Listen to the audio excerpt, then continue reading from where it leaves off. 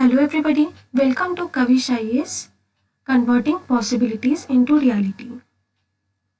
Today we are going to start a very interesting and different kind of series with the discussion of the Sustainable Development Goals. So in this series, we are going to cover all the 17 Sustainable Development Goals and we are going to be talking about each and every goal in detail.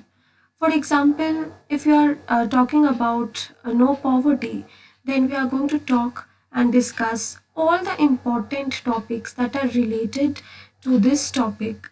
For example, the government schemes related to it, the current status of the poverty estimations in India, and the worldwide status and figures. So I hope this is going to be a very important topic for UPSC prelims as well as from UPSC mains perspective.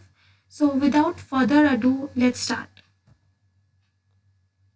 So we are going to be starting with the very first goal of SDG, which is the no poverty. First, we are going to a little bit discuss about what is exactly sustainable development. So we know that the development which meets the needs of the present without compromising on the ability of the future generations to meet their own needs is known as sustainable development. So what kind of sustainable development are we really talking about? So there are three very important aspects when it comes to sustainability. The very important thing is the environmental aspect.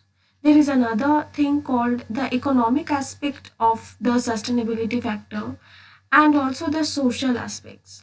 So if we are talking about the environmental aspects, we are going to be talking about how to reduce the consumption of the fossil fuels in present times, because in present times we are very much dependent on the fossil fuels for our daily energy crisis. We are also going to be taking consideration of the pollution of the natural resources like the air pollution, water pollution, and the soil pollution, each and every natural resource. If we are talking about the economic factor, then we all want our world to be a very inclusive environment where the vulnerable sections of the society they don't face poverty, where there is very equal amount of economic sustainability in all our lives. So everybody has jobs and employment is on the rise. We are going to be taking those aspects into consideration when we are talking about the economic aspect. Thirdly, we also have the social aspect. For example, we can take in consideration the needs and aspirations of the tribal groups of a society.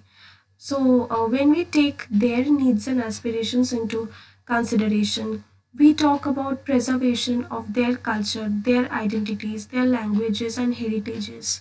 So, that is exactly how social inclusivity is maintained. And this is exactly how a sustainability in all forms is maintained, because each and every aspect is interrelated with each other. So, when we are talking about sustainable development, we are going to be taking consideration of all the different aspects, the social factor, the economic factor, the other governance factor, and everything. So, what exactly is social development? Sorry, sustainable development. For example, social development calls for the concerted efforts towards building an inclusive, sustainable, and resilient future. So, we are going to be talking about how to build a resilient future so that the generation of the present times as well as the generation of the future times, everybody is going to live in a very happy and healthy environment. So, to bring about these changes in our daily life, the United Nations launched the 2030 Agenda, the 2030 Agenda for the Sustainable Development, and that is exactly when the Sustainable Development Goals were formulated. So, what exactly are the SDGs? The SDGs are the 17 sets of goals. Here we can see in pictorial representation the 17 goals of SDG. So we have 17 goals and 169 specific targets to be achieved by 2030. These 17 goals were formulated by the United Nations at the Rio de Janeiro Council meeting in 2012, and they were implemented since 2015. So basically, these sets of 17 goals were charted out in 2012, but they were implemented in 2015, and these 17 sets of goals were to be achieved in the next 15 years. That is why it said that these 17 goals were targeted to be achieved by 2030. And reaching this goal is not a one-on-one action, rather it's a very inclusive and like all sections of the society should contribute equally to the achieving of these goals. For example, at the political level, the governance level, the civil societies and people in general, everybody should contribute all together so that we can achieve these goals for everybody's uh, positive purpose on the earth. And another important point is that the SDGs are not really legally binding, which means that they are not enforceable in the court of law. So today we are going to be talking about the first SDG, which is no poverty. So the very first aim of SDG, the first SDG that we are going to be talking about is no poverty, which is to eradicate the poverties happening all around the world in all of its forms. So what exactly is poverty? That is one important question. So we can see that according to World Bank, poverty is pronounced deprivation in well-being, and it comprises of many dimensions. It includes low incomes and the inability to acquire the basic goods and services. See, this is the most important thing that the World Bank had notified, that when we are unable to acquire the basic goods and services which lead us to live a very happy, dignified life, that is exactly when we are deprived of a very nominal level of well being, when we cannot have the right amount of food, when we cannot live at par with the average situation, in terms of economic status, then we can say that we are deprived. Having said that, poverty also has many dimensions. We are going back to the previous slide, and we are going to also look at the second point where it said that the goal of the SDG includes that everyone, especially the poorest and the most vulnerable sections of the society, has equal access to economic resources, basic services, property and land control, natural resources, and new technologies. So, when we are talking about the most vulnerable section, we are talking from the social point of view, the economic point of view, or the cultural point of view. So, in all aspects, the most vulnerable sections must be able to have access to basic resources like water, like food, like we must all have access to clean drinking water. That is a basic nominal thing for our survival. We should be able to have proper jobs. Everybody having the right sets of skills should be able to have access to employment. We should have our own rights over the properties and land controls. So this is exactly how we are going to live a life where there is no particular discrimination in terms of economic status, or most importantly socio-economic status. So when we are talking about achieving the SDG 1, we are going to be talking about eradication of poverty in all of its forms.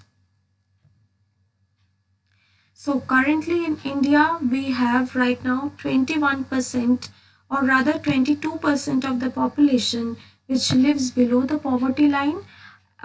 As in 2011, we know that the very recent census that was supposed to be held in 2021 has not been conducted. So we are going to be carrying with the estimations of 2011 census.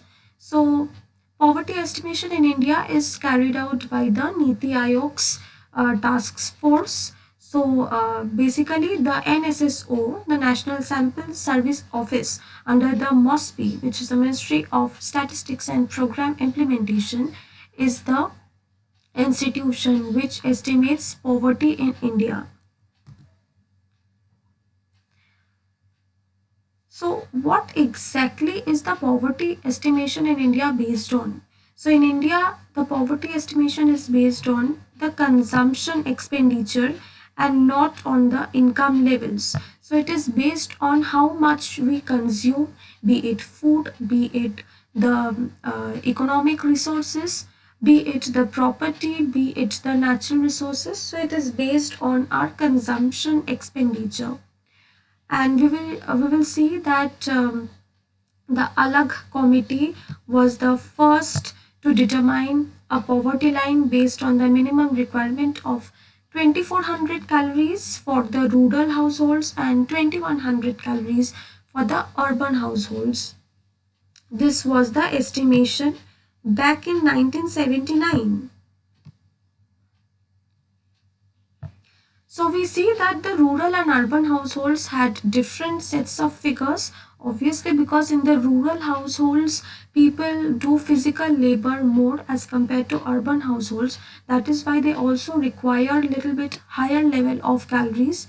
So that is why the difference in the two levels. And other than that, there were subsequent committees which were formed, like Ladkawala committee in 1993, and then Tendulkar committee in 2009, and then very important Rang Ranjan committee in 2012. They also did various kinds of poverty estimations. And as per Rang Ranjan committee report, a particular you can say convention was drawn. It was said that 1407 rupees of per month per capita income, which is income of one person per month in urban areas, if it is less than 1407 rupees, and for rural areas if it is less than 972 rupees. Mind you, this is the monthly income per capita. If this poverty, if they have the sorry, not income, it is the expenditure, the monthly expenditure. If in urban areas they have the monthly expenditure as 1407 rupees, and for rural areas if it is less than 972 rupees, then those section of people fall below the poverty line. And as per the latest multidimensional poverty index reports, India has the highest number of poor people worldwide. There is around 22.8 crore of poor people, and not just poor, multidimensionally poor people, and India has the highest number of poor worldwide. Next, we are going to like roughly cover what are the causes of poverty in India. So as we can see that there are various kinds of poverty, but roughly speaking, there are certain causes which can be, you know, formulated. And one of the major causes of poverty is very important, the low agricultural productivity. So basically, when the agricultural productivity is very low, we know that right now in India, almost 50 to 60% of farming and people are dependent on the agriculture. Not indirectly, we are talking, we are saying directly, the income from agriculture 50 to 60% are still dependent on agriculture. The figures and stats must be like a little bit around that figure, but almost around 40 to 50% of people directly depend on agriculture as their main income. And when farmers have low profit, they have low harvest, they have low quality of harvest, and on top of that, there is also a problem of the climate change issue that's happening most of the times, because Indian agriculture is highly dependent on the monsoon. So as monsoonal shifts occur, there is erratic rainfall, and which is why the agricultural productivity is not at all uniform in India. And this is one major cause of the agro-based poverty, because when there is low harvest and the quality of harvest is not good, we have the farmers, they make less profit, and it's one of the main reasons why they have even less amount of capital to cater to the next round of crops, and this leads to generational poverty. We also have a situation of farmers distress, the farmers suicide. So that brings a huge crisis of economic distress in the life of the farmers. Then we have a very important topic, which is the population explosion. We know that right now India has crossed around 8, sorry, the world has crossed almost 8 billion of population very recently in 2022, and 1 in 5 people are Indians. So this high population and this high demand of the resources makes the supply very scarce, and so very few resources are available, which leads to higher prices, higher inflation. So that is again a very important economic distressful situation. Again, see, we have the limited resources situation, and then another very important factor is the low literacy rate of India. Currently, India has like 74% of literacy rate, with the males literacy being 82% and females being around 65%. So, although this data is from 2011 census, but still it's a highly alarming thing. What happens is that there is low skill set. Again, see, this thing is related with low literacy. There is low skill set available. So low skill set means most people who even they belong to the employable age, they are not really employable because they don't have the required skill set that is necessary for employment. So that leads to a lot of underemployment also, and several other infrastructural issues like disguised unemployment and seasonal unemployment, which again brings about a social economic distress. Then we also have a very important factor, which is the political corruption, the political instabilities, and there are various kind of policies that are being formulated from time to time, but the implementation of policies is a huge problem, because there are impending loopholes in the implementation of policies that always is it exists just like that. So we just saw that there are some very important causes of poverty which makes the cycle very rigid, and it's very difficult to get out of this cycle. So we will see that there are some very important poverty alleviation initiatives that were started by the government uh, ever since independence. So we will see that the government of India has taken several initiatives to help the poor attain self-sufficiency in acquisition of food and overcoming hunger and poverty. Because hunger is one very important factor, and hunger and poverty, like I said, that poverty is multidimensional aspect. So hunger and poverty is very much an interrelated subject. So the policies has to be again interrelated, because one is dependent on the other. So the very first, one of the very important 5-year plans was the fifth 5-year plans, where there was very intricate effort from Srimati Indira Gandhi, and there was a very important stress given on poverty alleviation. This was the very first time when poverty alleviation was talked about, and a very popular slogan called Garibi Hatao is very popular, very famous. This was channelized, and this was back in 1970s. And after that, we know that the public distribution system came in post the Green Revolution.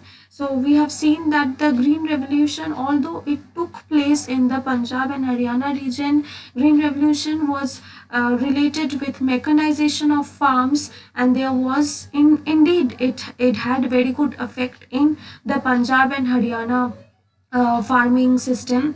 But the Green Revolution did not prove to be very successful campaign all throughout the India, because the land holding and the farm holdings of the whole of India was not as advanced and capable and efficient as compared to the Punjab's farming situation. So the Green Revolution, although it was a very ambitious project, very ambitious campaign when it started in the 1960s, but it did not have a very successful and fruitful situation in the whole country. And a very important uh, uh, uh, plan formulated at that time, it was implemented a policy of public distribution system.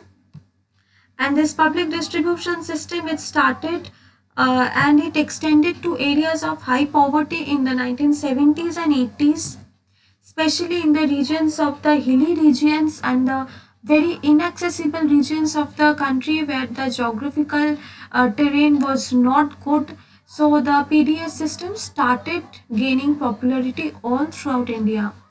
Another very important program was launched in 1978 known as the Integrated Rural Development Program. So this was another very ambitious project to alleviate rural poverty.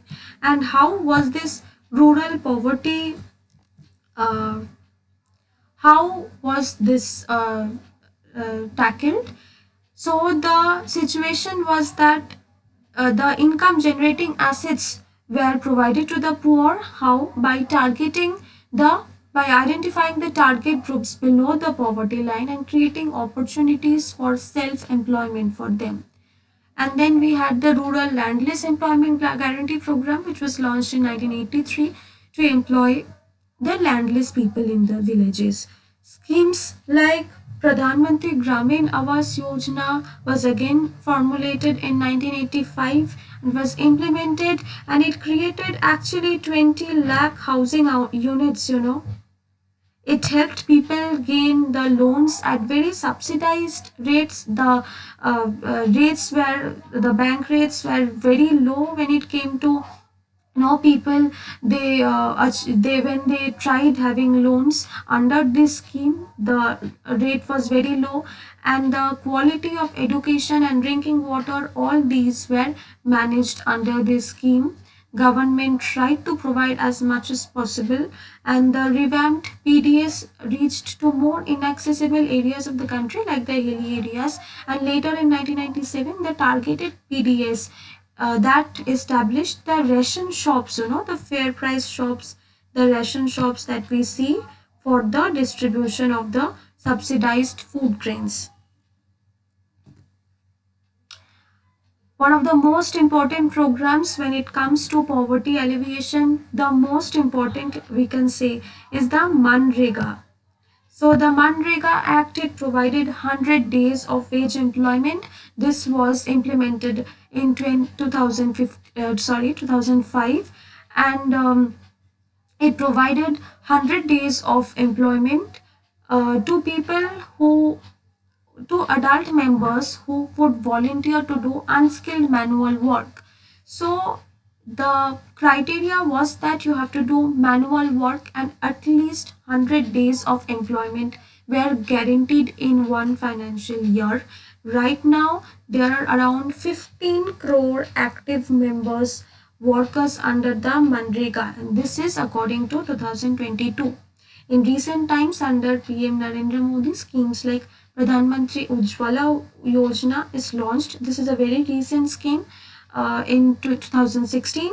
So this is regarding the distribution of 50 million LPG connections to women, not all women who belong to households below poverty line. So how will the distribution of 50 million LPG connections help the women? Because women spend a lot of time in the kitchens, and previously they used to use these methane based fuel products for the cooking purpose, and later the government in 2016, they in especially in the rural areas, people who belong to the below poverty line, they started gaining this LPG connections under this scheme. Next, we have a very recent measure, which is the Poshan scheme under the National Nutrition Mission.